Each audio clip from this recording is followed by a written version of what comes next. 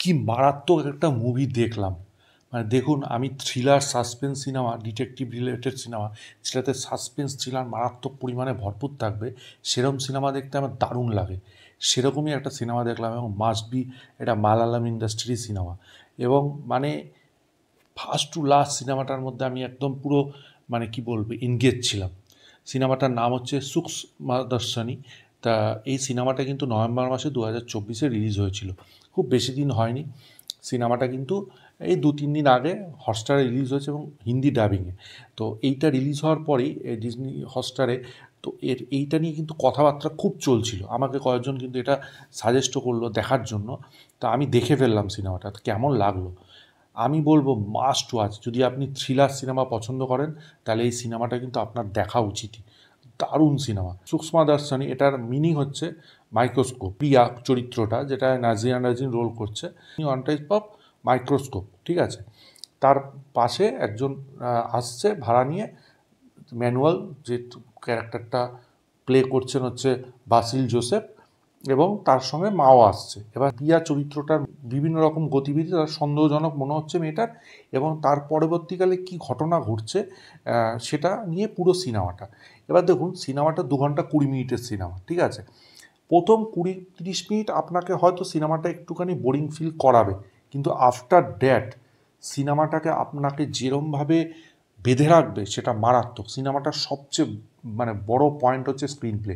এই সিনেমাটার screen play এতটা টাইট, আপনাকে শেষ অবধি বেঁধে রাখবে সিনেমাটা। এবং ক্লাইম্যাক্সটা এত দারুণ টুইস্ট, বিভিন্ন সময় তো টুইস্ট সিনেমাটার মধ্যে থাকবেই, ক্লাইম্যাক্সটা যে টুইস্ট দেবে সেটা আপনি ছিটকে যাবেন। মানে আমিও যেরকম ছিটকে গেছি, আপনিও সেরকম ছিটকে যাবেন, মানে মারাত্মক। এবং আমি বলবো মালায়ালাম ইন্ডাস্ট্রি থ্রিলার সিনেমার পরিপ্রেক্ষিতে এই এই লেভেলে চলে গেছে। এই লেভেলটা কেউ ছুঁতে পারবে না। মানে সেটা দৃশ্যম হোক, দৃশ্যম 2 হোক, বা এই সিনেমাটা হোক, ব্যাপক। দেখুন, নাজরিয়া নাজিন এবং বাসিল জোসেফ, এরা দুজন কিন্তু দারুণ অভিনয় করেছেন। এবং আমি বলবো এই যে শান্ত প্রকৃতির যে অভিনয়টা করেছেন না বাসিল জোসেফ, সেটা কিন্তু দারুণ দারুণ। এবং আরেকটা কথা, পার্শ্বিক যে প্রতিবেশীরা ছিল, তারাও কিন্তু নো ডাউট ভালো অভিনয় করেছেন।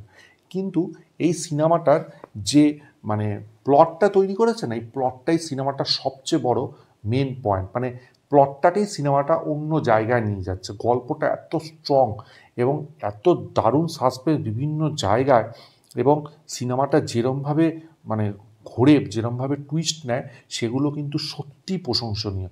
এবং সিনেমাটার মধ্যে ব্যাকগ্রাউন্ড স্কোর ইউজ করেছে খুব কম, কিন্তু যেসব জায়গাতে ইউজ করেছে না, সেগুলো দারুণ, সেগুলো দারুণ। সিনেমার কিছু মুহূর্ত আপনাকে দারুণভাবে এনগেজ করে রাখবে, এবং এই সিনেমাটা সেটাই হচ্ছে সবচেয়ে বড় মানে কি পয়েন্ট। এবং দেখুন, সিনেমাটার বাজেট কিন্তু 10 কোটি টাকা।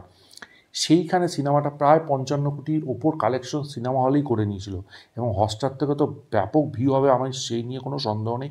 কারণ সিনেমাটা নিয়ে অলরেডি কিন্তু চর্চা শুরু হয়ে গেছে। ভীষণ দারুণ সিনেমা। আপনারা যদি থ্রিলার সাসপেন্স পছন্দ করেন, আমি অবশ্যই রেকমেন্ড করবো এই সিনেমাটা দেখা উচিত। এবং এই সিনেমাটা দেখলে আপনি মানে ছিটকে যাবেন, মাস্ট ওয়াচ সিনেমা। আমার তো দারুণ লেগেছে, আমি যেহেতু পছন্দ করি এই জনারটাকে, আমার ব্যাপক লেগেছে। আমি আপনাদের বলবো এই সিনেমাটা অবশ্যই দেখুন। তো আপনারা যদি কেউই দেখে থাকেন এই সিনেমাটা, অবশ্যই কমেন্ট বক্সে জানাবেন ভিডিওটা কেমন লাগলো, সেটাও জানাবেন। তো ভিডিওটা ভালো লাগলে লাইক করুন, শেয়ার করুন, চ্যানেলটা অবশ্যই সাবস্ক্রাইব করে দেবেন। পাশে থাকা বেল আইকনটা ক্লিক করতে ভুলবেন না পরবর্তী নতুন কোনো আপডেটসের জন্য। ততক্ষণের জন্য গুড বাই বন্ধুরা।